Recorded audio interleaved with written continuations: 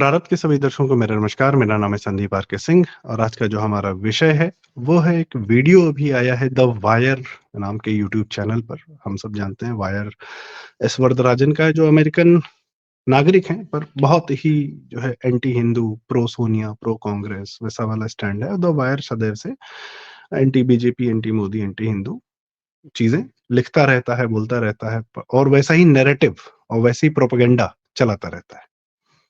तो अभी एक इंटरव्यू लिया करण थापर ने दुष्यंत दवे जी का। दुष्यंत दवे जी सुप्रीम कोर्ट के सीनियर वकील हैं। ये विषय मेरे लिए बड़ा महत्वपूर्ण है। मैं कारण बताता हूँ क्यों। भारत पे जो है अंग्रेजों ने राज किया, चलिए ठीक है, मान लेते हैं। और कितने अंग्रेज थे? जरा से ही थे जब गए थे। तो उनके बिहाफ पे कौन रूल कर रहा था? भारत के जो भूरे अंग्रेज थे ना, एक कहावत चलती है, अंग्रेज चले गए इन्हें छोड़ गए। तो कई सारे भूरे अंग्रेज थे जो भारत पे अपना आधिपत्य मानते हैं और भारतीयता से बहुत दूर हैं। उनमें वो भारत पे रूल तो करते हैं, नाम भारतीय है, पर उनमें भारतीयता कतई नहीं। उनमें सेकुलरिज्म है, उनमें प्रो माइनॉरिटी बहुत चीजें, माइनॉरिटी क्या, प्रो मुस्लिम, प्राइमरीली प्रो मुस्लिम, ठीक है। तो ये भाई साहब जो है कल रोने लगे। ये बहुत, मैं इनका परिचय दे दूं, दुष्यंत दवे जी जो है सुप्रीम कोर्ट के वकील रहे हैं अभी। और राम जन्मभूमि मंदिर में जब केस हो रहा था, ये खिलाफ में थे। ये हिजाब का जब कर्नाटक वाला केस आया था, ये उसके प्रो में थे, मतलब उसके पक्ष में थे कि लड़कियों को हिजाब पहनना चाहिए। और बाकायदा सुप्रीम कोर्ट में बयान दिया कि हिजाब जो है मुस्लिम महिलाओं की डिग्निटी बढ़ाता है, ठीक है। खैर, ये भाई साहब जब मोहम्मद जुबैर, जो कि एक क्या कहा जाए, वो क्लिप कटुआ है, मतलब वो वीडियोस के क्लिप्स काट काट के आप लोग को, नुपुर शर्मा जी जो हमारी बीजेपी की बहन, उनका जो एक वीडियो रिलीज किया गया और उसको जो है इसने ही, मोहम्मद जुबैर ने, जब उन्होंने एक पर्टिकुलर कमेंट किया था, वो भी रहमानी के उकसाने पर, रहमानी काशी विश्वनाथ में जो है जो शिवलिंग जो प्रकट हुआ, उसको वो फव्वारा बता रहा था और वो उकसा रहा था। तो नूपुर जी ने एक बयान दिया था, उसके छोटे क्लिप्स वीडियो को एकदम कंटेक्स्ट हटाकर कतर और सऊदी को टैग करके कि ये देखो क्या हो रहा है, कहा जा रहा है मुसलमानों के सबसे बड़े जो हैं उनके खिलाफ में। तो उसके बाद सरतन से जुदा के नारे लगे। फिर उसके बाद कन्हैया लाल जी की हत्या हुई राजस्थान में और उस 6 और लोगों की हत्या हुई पूरे देश भर में। और ये प्रतीक सिन्हा के साथ मिलकर मोहम्मद जुबैर एक fact check, so called fact क्या है, वो प्रोपेगेंडा का ही है सारा, ऑल्ट कुछ करके है, तो वो चलाते हैं। प्रतीक सिन्हा के अपने डूबियस पास्ट है। खैर, तो ये लोग सब पूरा एक जो लेफ्ट का इकोसिस्टम है ना, जो हम लोग बात करते हैं, सरकार भाजपा की है लेकिन तंत्र उनका है, तो ये सब उसके हिस्से हैं।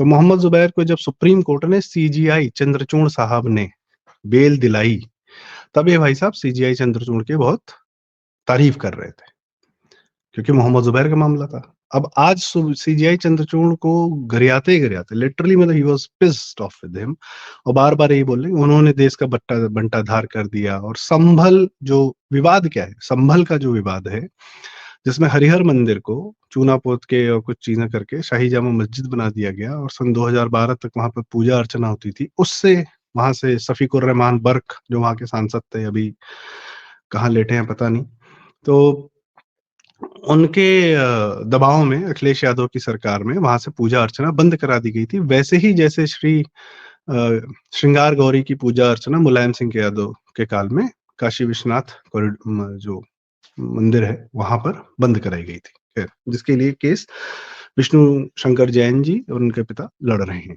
दोनों जगह यही लोग पिटिशनर्स हैं, मुख्य पिटिशनर। खैर, तो दुष्यंत दवे ने ये कहा कि माइनॉरिटी के लिए इनका जो प्यार है वो इतना ज्यादा छलक रहा है कि वो चंद्रचूड़ जी के प्रति घृणा में निकल रहा है, और इनके आंसू भी निकल रहे। मैं वो वीडियो दिखा नहीं सकता, मैं लिंक जो है जरूर इस वीडियो के डिस्क्रिप्शन में शेयर कर दूंगा। यदि वीडियो दिखाऊंगा तो कुछ कॉपीराइट वगैरह का मसला होता है।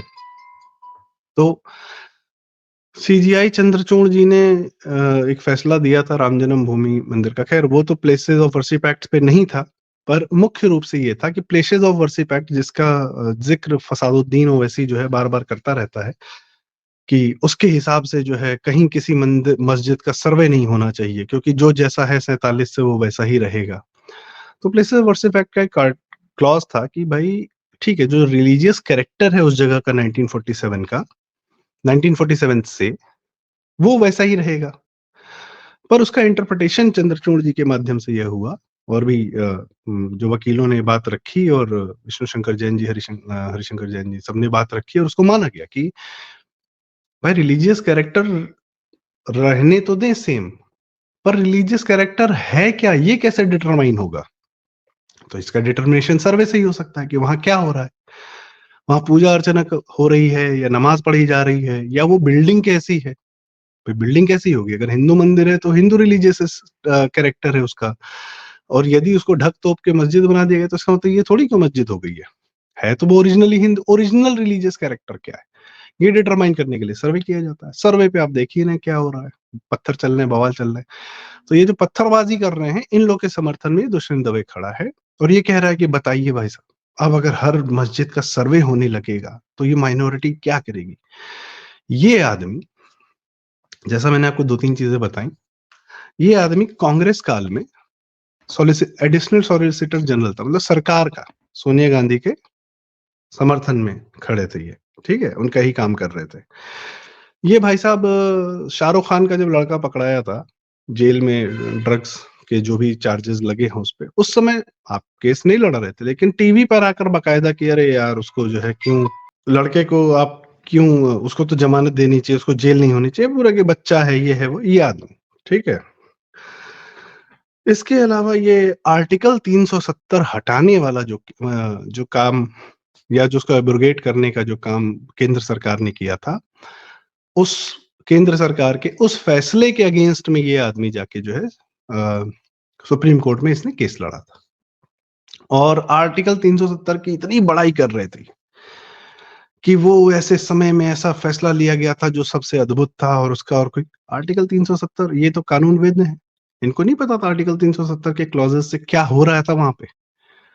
जो पाकिस्तान से हिंदू भाग के आए थे, पंजाब में रहे या हिमाचल में रहे या गुजरात में रहे, उनमें से लोग जो है हिंदुओं से बाकी भारत, कश्मीर छोड़ के बाकी भारत, जम्मू कश्मीर स्टेट में छोड़ के बाकी भारत में जो लोग पाकिस्तान से भाग के आए थे 47 में, वो फल फूल रहे थे, उनको वोटिंग का अधिकार था, वो प्राइम मिनिस्टर भी बन गए मनमोहन सिंह, और एल के आडवाणी जी भी उप प्रधानमंत्री बने अटल जी की सरकार में, बड़े बड़े काम किए इन लोगों ने। पर जो जम्मू कश्मीर स्टेट में आया था उसको वोटिंग तक का अधिकार नहीं था, ये हाल था।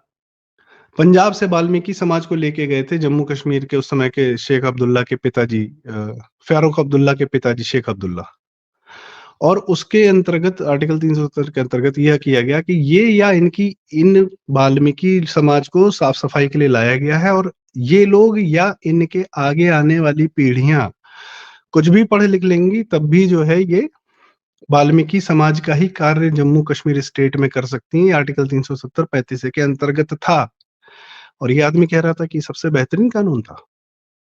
आर्टिकल 370 का एक और बहुत बड़ा क्लॉज था। अब क्यों कह रहा था, शायद बात यहां से जुड़ती है कि भारत सरकार जम्मू कश्मीर स्टेट, हर स्टेट को पैसा देती है, पर कैपिटा सबसे ज्यादा पैसा प्री 370 हटाने से पहले, 2019 से पहले सबसे ज्यादा पैसा जम्मू कश्मीर को जाता था पर कैपिटा, हर इंसान पर। और मान लीजिए कि अगर उत्तर प्रदेश के एक आदमी पर 2,000 रुपए मिल रहे हैं, तो वहां पे 90,000 85,000 रुपए मिल रहे थे पर इंसान, पर कैपिटा सबसे ज्यादा पैसा। उस पैसे का कोई अकाउंटेबिलिटी नहीं था। सीएजी, भारत सरकार की ऑडिटर, जो जनरल आपकी सीएजी जो सबसे बड़ी बॉडी है जो ऑडिटिंग करती है हर भारत सरकार शासकीय खर्च जो करती है, या कोई भी विभाग खर्च करता है, कोई मिनिस्टर करता है, कोई भी करता है, उसकी ऑडिट नहीं हो सकती थी जम्मू कश्मीर स्टेट में।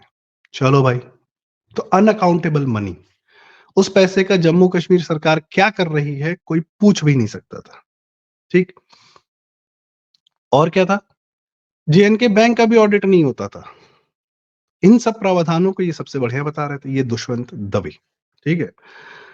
अब आज रो रहे, और इन्होंने सुप्रीम कोर्ट में ऐसे करके पर्चे फाड़े थे सीजीआई के सामने।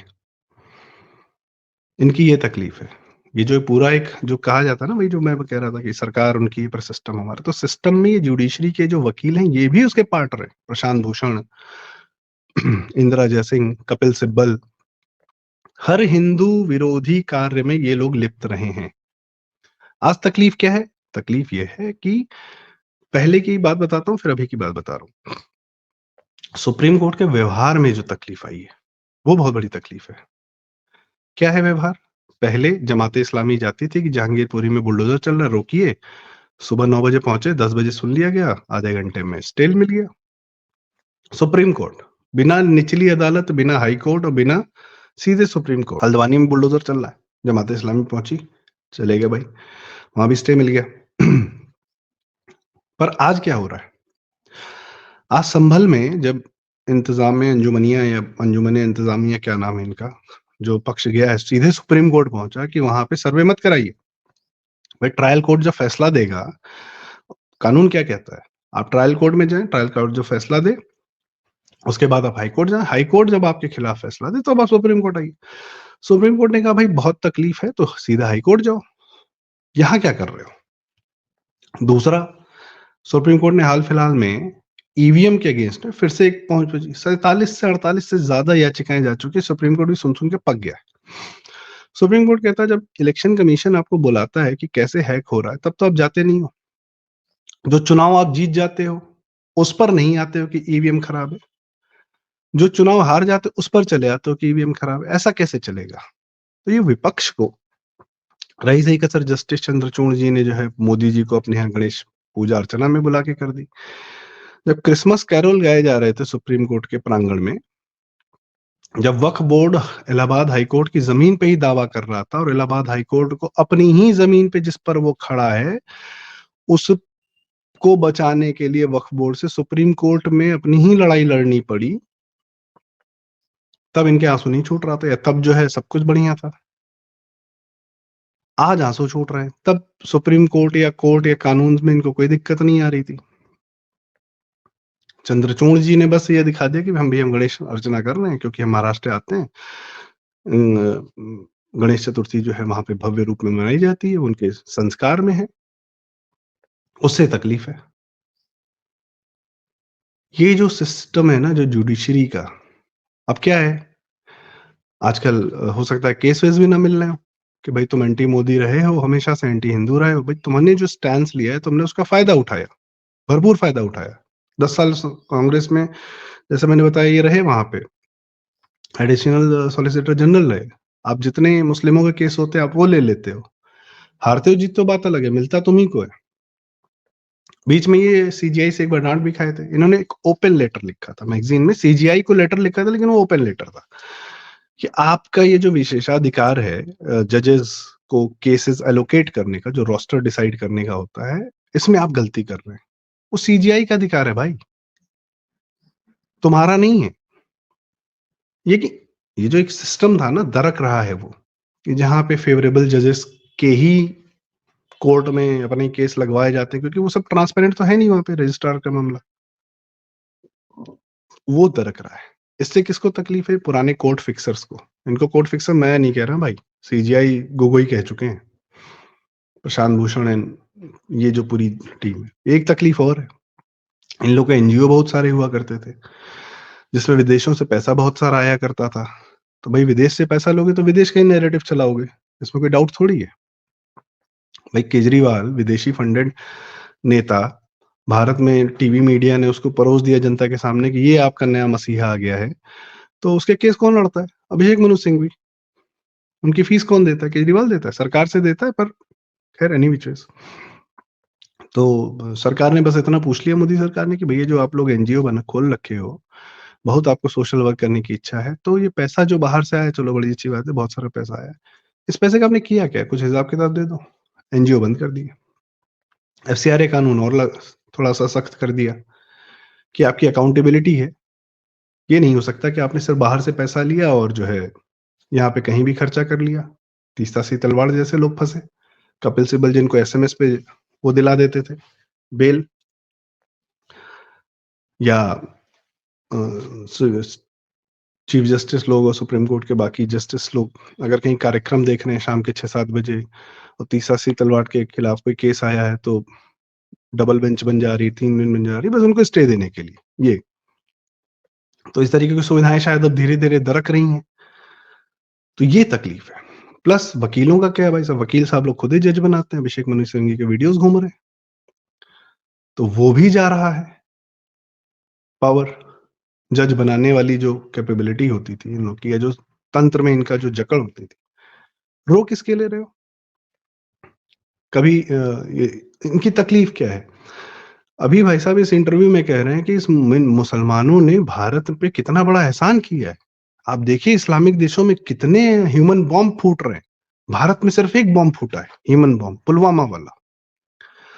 भाई साहब का कहना है कि ये मुसलमानों का देश पर एहसान है कि वो बम बन के फट नहीं रहे हैं। तकलीफ बहुत है, इतनी तकलीफ है कि वो बम बन के फट सकते हैं।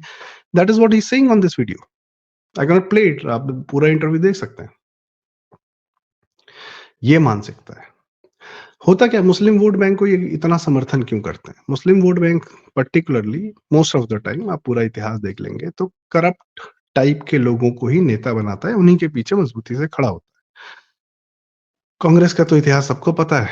कांग्रेस का सबसे मजबूत वोट बैंक हुआ करता था मुस्लिम वोट बैंक। फिर बाद में क्षेत्रीय पार्टियों ने कब्जा कर लिया, या क्षेत्रीय पार्टियों के पास चले गए। किसी ने हिंदू मरवा दिए कार सेवक तो उनके पीछे चले गए, उनके बच्चों के पीछे आज भी खड़े हैं। किसी ने आडवाणी जी को गिरफ्तार कर लिया लालू ने, उनके पीछे खड़े हो गए। शरद पवार ने पूरे महाराष्ट्र का, कहते हैं महाराष्ट्र के लोग कि काफी मुसलमान बसाए रोहिंग्या, मुंबई में ये जो टिस की रिपोर्ट आई है उनके पीछे मजबूती से खड़े हैं। तो एग्जाम्पल्स की कमी नहीं है कि करप्ट लीडर्स और जिनके प्रदेश में लॉ एंड ऑर्डर की स्थिति ठीक नहीं होती है, वहां उनके पीछे मुस्लिम वोट बैंक मजबूती से खड़ा होता है। तो ऐसे करप्ट लीडर जब सत्ता में पहुंचते हैं तो उनका बेनिफिट कौन उठाता है? उस सत्ता के, उस पावर का। ये अनइलेक्टेड और अनअकाउंटेबल जुडिशरी के ये जो हमारे वकील साहब लोग हैं और दिल्ली की मीडिया है, राडिया टेप सबको याद होगा। कश्मीर में जो पैसा अनअकाउंटेबल जा रहा था, घूम फिर के आ ही रहा होगा ना दिल्ली वापस। जिसकी जेब में जा रहा होगा वो क्यों कश्मीरी पंडितों की बात करेगा? सुप्रीम कोर्ट पहले ये हुआ करता था, अभी हाल फिलहाल की बात है, कि कश्मीरी पंडितों ने अपना रिट डाला कि भाई साहब हमें भी सुन लो, एक एफआईआर तो करा दो इतना बड़ा हत्याकांड पे। नहीं नहीं, 1989 की बात है, बहुत पुराना समय हो गया है। अब आप लोग को हम नहीं सुन सकते, पुरानी बात हो गई है। उसी के 6 महीने बाद 1984 का सिखों के खिलाफ जो दिल्ली में कांग्रेस ने किया, कांग्रेसी लोगों ने, उस पे एक एसआईटी बना दी। 1984 पुराना नहीं है, 1989 पुराना हो गया मामला। कारण क्या था? कश्मीरी पंडितों को जब निकाला जा रहा था तो सबसे पहले वहां के हाई कोर्ट के जस्टिस थे साहब गंजू जी, उनको मारकर उनकी लाश को एग्जाम्पल बनाया गया था। पर आज इस सुप्रीम कोर्ट से इस आदमी को तकलीफ नहीं थी, उसके इस व्यवहार से तकलीफ नहीं थी। 2021 में जब ममता बनर्जी की तृणमूल कांग्रेस पश्चिम बंगाल में आई जीत कर, उसके बाद जो हिंदुओं का हत्याकांड हुआ भाजपा कार्यकर्ताओं के साथ किया उन्होंने, जिसकी वजह से 80,000 लोग असम पहुंच गए, घर छोड़ के, घर बार छोड़ के। और जब उसके खिलाफ सुप्रीम कोर्ट में याचिका दायर की गई तो 3 महीने तक सुनने का टाइम नहीं था सुप्रीम कोर्ट को, उस समय की सुप्रीम कोर्ट को। ये पब्लिक डोमेन में है फैक्ट्स। जमाते इस्लामी के अगले दिन सुन लिया जाता है, स्टे दे दिया जाता है, बेल दे दिया जाता है, सब होता है। ये 2021 की बात है। हिंदुओं पे हुए उस अत्याचार पर जो रिट डाली गई, उस समय जो सुप्रीम कोर्ट का व्यवहार था, उस पे इस आदमी को रोना नहीं आया।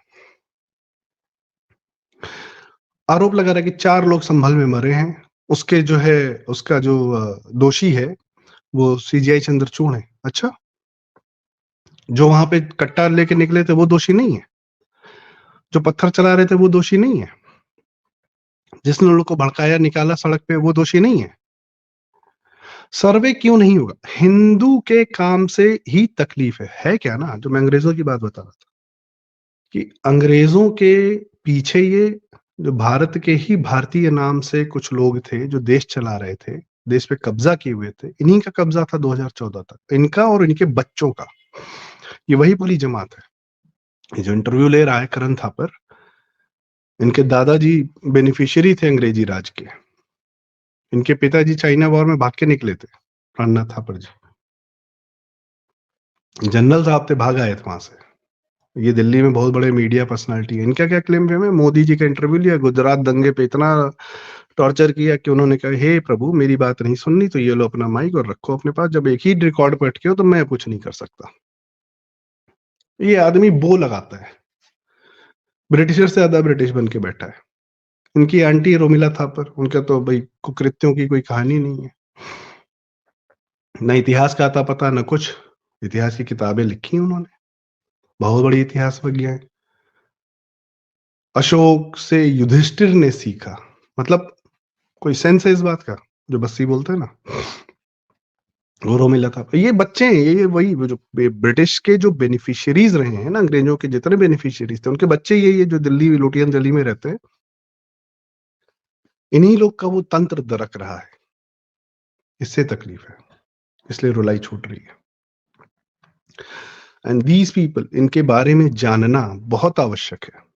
ये कौन लोग हैं, ये कौन सा तंत्र है, कहाँ कहाँ मीडिया, जुडिशरी, जहां से हिंदुओं पर कब्जा किया जा सकता है, भारत पर कब्जा किया जा सकता है, बिना अपने अंदर भारतीयता रखे हुए, बिना अपने अंदर हिंदू सनातन धर्म के प्रति लेश मात्र श्रद्धा रखे हुए, मुस्लिमों के सामने लेट जाना, ईसाई मिशनरियों के सामने, Christian western powers, western thought, socialism, capital, woke, liberal, उसके आगे लेट जाना, पर हिंदू थॉट के आगे एकदम तन के खड़ा हो जाना कि ये नहीं चलेगा यहाँ पे। ये मानसिकता वाले लोगों को पहचानना बहुत जरूरी है, इसलिए मैंने आज इन पर बात की है। और मैं एक टर्म इन लोग के प्रति यूज करना चाहता हूँ, these are sellers of Bharat, these are SOBs, sellers of Bharat. SOB का एक दूसरा मतलब भी होता है, अगर वो ध्यान में आपके तो वो भी ठीक है, चलेगा, पर these are sellers of Bharat. तो इसके साथ मैं अपने वीडियो का समापन करता हूँ। बहुत बहुत धन्यवाद मेरा लंबा वीडियो सुनने के लिए। और अगर लगा हो कि बात जरूरी है तो कृपया वीडियो लाइक करें, शेयर करें, चैनल जरूर सब्सक्राइब करें। प्रारब्ध। बहुत बहुत धन्यवाद।